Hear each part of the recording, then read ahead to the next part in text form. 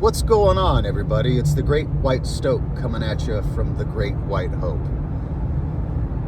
We got some background noise today. We got some negative temps. Whoa, it actually jumped up to 2. Let me cut down the heater a little real quick so we have a little less background noise. But the subject matter of today is, again, the Who's in Whoville and their wonderful tunnels of pleasure. Now, hopefully, you guys have seen the video, and it was an interesting video. The Who's in Whoville in New York got tunnels running to the synagogue so that they can pray. Oy vey. Now remember, during the Hong Kong flu, all of the Christian pastors and preachers who are there every Sunday telling you how bad you are, that you need to repent, and if you're a good Christian, you're going to go be with Jesus. Boy, when that test from God came, boy, they sure ran and hid. They had no faith when it came down to it. But everybody else, well, I really shouldn't say everybody else, but who had enough gumption to keep going to temple? Well, the Who's in Whoville. Now, it's interesting, they have tunnels. Who else has tunnels? Well, given the recent conflict, we know that Hamas has tunnels into Gaza to smuggle in weapons, of course. They're not trying to bring in food. They're not trying to bring in supplies just for daily survival. No, it's to bring in weapons to attack the Who's in Whoville, because they're always acting so generous and beneficent over there. Who else has tunnels? Well, we know that the bloodthirsty cartels that south of the border have tunnels into America. And what is the cartel bringing into America? Raw materials, medical aid, what? Yeah, they're bringing in dope, fentanyl, meth, basically things to degrade our society and get Americans hooked, because what we are looking at is the new opium war that everybody wants to cast a blind eye to.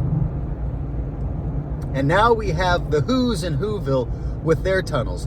And I'm sure that it's just to go to synagogue and pray to their gods, right?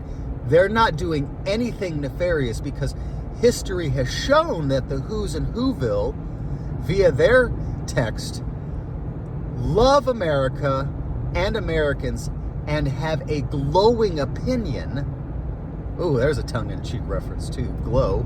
They have a glowing opinion of Christians and lift them up. Well, that's wrong. Now, I can already hear the wheels a-turning in Shaf's brain. And he's getting ready to make another video about how, oy vey, they're just scapegoats. Just because you got things going wrong in your life, it doesn't mean you can scapegoat people. Oy vey. But let's backtrack a little bit, talk about some facts. One of which is that the Who's in Whoville are overrepresented in our government. The halls of power, the reins of power, are held by, more often than not, Who's in Whoville with a dual citizen passport with the right to return should anything get too hot. Now, he brings up the token Goyim, Jerome Powell. Oy vey, we got that goy in there. But for the most part, the halls of finance are all overrepresented by the Who's in Whoville. Corporation boards, overrepresented by the Who's in Whoville. And of course, Hollywood, majorly overrepresented by the Who's in Whoville. So much so, Chappelle goes on SNL and makes a light-hearted reference to what he sees. And of course, being a black man who is experiencing the effects of generational white supremacy, right? He calls out what he sees, and well, he's an automatic anti-Semite. And you know who else is overrepresented by the Who's? The pornography industry. And they sure as hell are not getting their female Who's to perform in those videos. No, they're coming after the Goy children. Yes. And not only that, before you start coming up with your rebuttal shape, let me throw one more fact at you. Every single country, let me say that again, every single country, except for America and Canada, has kicked out the Who's. In fact, an overrepresented politician went on camera to lament as such that they've been kicked out of every single country. Well, when I hear that, it's reminiscent of narcissistic abuse, because they're essentially saying everybody else is wrong, everybody else is bad, and that they hold no responsibility for their collective fate. But when I hear that every single country has kicked him out, it reminds me that, hey bro, they're just not that into you and your behavior. In fact, do you know who kicked him out recently? Guatemala. Some pedophile who was being protected by his beneficent and virtuous flock didn't want him going to jail for his kitty diddling. So what did they do? These ultra-Orthodox ones, they ran on down to South America, started setting up shop and pulling their antics. And the locals were like, nah, bro, we ain't doing this. Ran him out of town. And if you go back through history, you see it time and time again, their behavior. The Bolshevik Revolution, the Who's in Whoville, and how many people died there, right? The Armenian Genocide, the Who's in Whoville. That's who was the proctors of that. And of course, what motivated the man with the little mustache to come into power? What was it? Just the economy in tatters, as Schaeff likes to say? Nein, which is no in German. The Weimar Republic wasn't just some place where people were having to burn cash to heat their homes because it was worth nothing and you couldn't trade it for wood. No. There was open child prostitution happening. And who were the pimps? The Who's. Because they had all the Gulden. Der Gulden. Right? Berlin was a place where anything goes.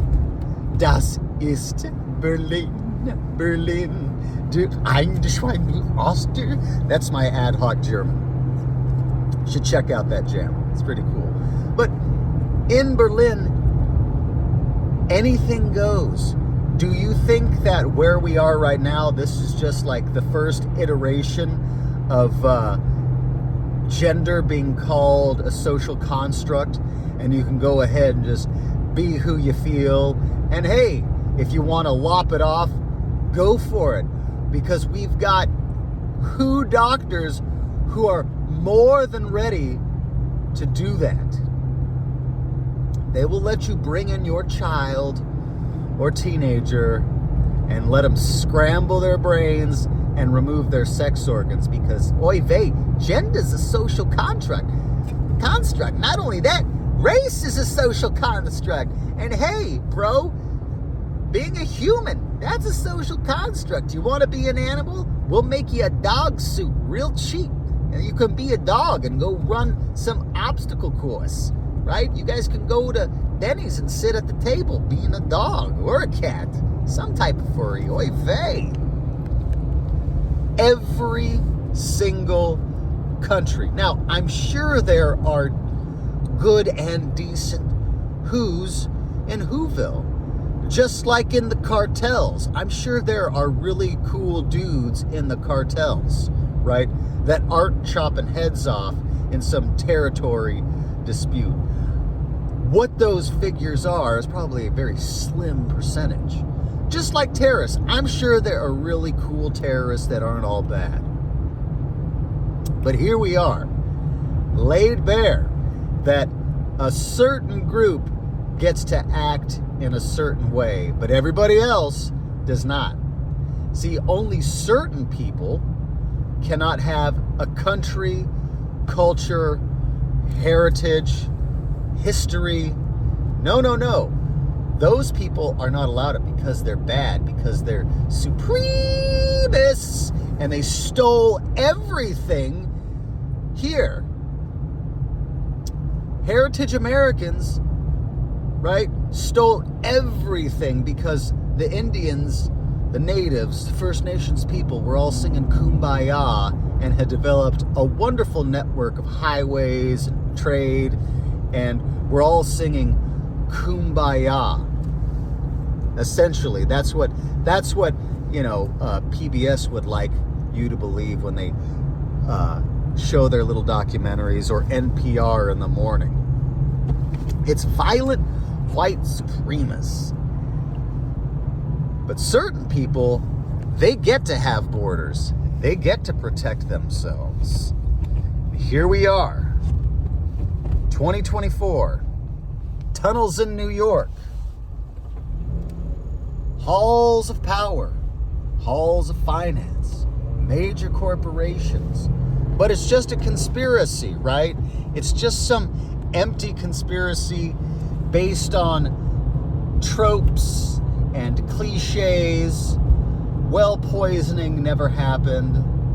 Rothschild, right? He was very forthright and above board with his acquisition of finance and has used it beneficently to improve the world. Yes. What say you, Southern Paladin, Grand Poobah of Truth, and Shafe, Grand Poobah of going to bat for the enemy? Let me know. Love you guys. Kisses and hugs.